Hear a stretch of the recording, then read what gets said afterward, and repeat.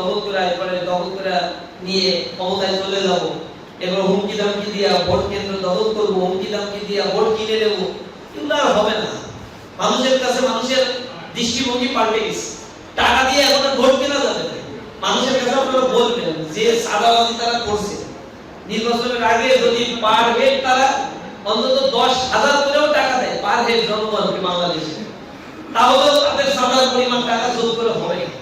এত পরিমাণে অলরেডি তারা সাদাবাজি, টেন্ডারবাজি, দখলবাজি করে ফেলছে। তো জনগণকে যদি 5,000, 10,000, 20,000 টাকা দিয়ে ভোট কেনে, আর জনগণ এখানে ইমানদারির পরিচয় জনগণের দেওয়া দরকার নেই। কারণ ওই টাকা তার নিজের টাকা, ওই টাকা সাদাবাজির টাকা, ওই টাকা ওই লোকের কষ্টার্জিত টাকা না, যে ওর কষ্টার্জিত টাকা আপনারা দিয়ে বলছে আমাদের ভোটটা দিয়ে, তা তো বলে না। ওরা সাদাবাজি করছে, লুটপাট করছে, সেই টাকাই আবার জনগণকে দিচ্ছে।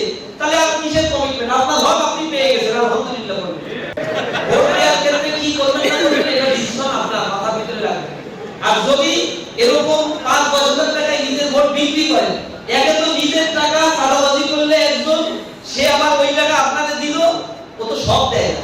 ও 2,000 কোটি টাকা, 200 কোটি, 500 কোটি টাকা সাদাবাজি করে হয়তো 100 কোটি টাকা বিলাবে, এবং ক্ষমতায় গেলে ওই 100 কোটি টাকা আবার আদায় করে, এটা আদায়ও করবে।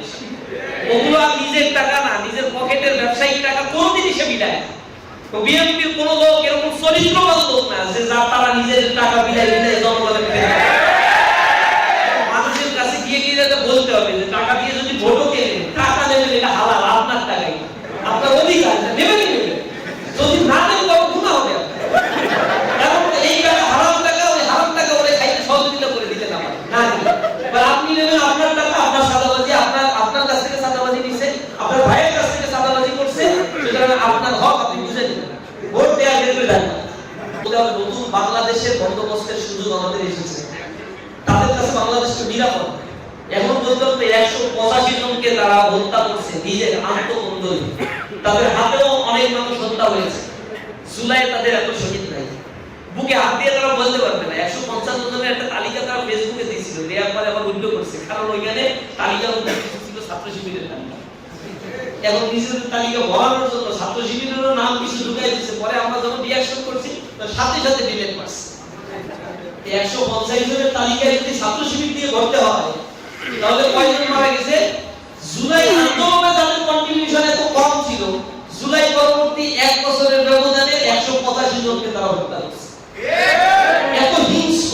আর নির্বাচনের আগ পর্যন্ত এই সংখ্যা হাজারের কাছাকাছি গিয়েছে। ইনশাআল্লাহ এখনো যেখানে মারামারি কাটাকাটি হয়, এরকম 70টা জায়গায় তারা কোনো ক্যান্ডিডেট ঘোষণা করে না। 70টা আসলে কোনো ক্যান্ডিডেট ঘোষণা করে না, কারণ তারা জানে যে 70টা আসলে ক্যান্ডিডেট ঘোষণা করলে রক্তের বন্যা হয়ে যাবে।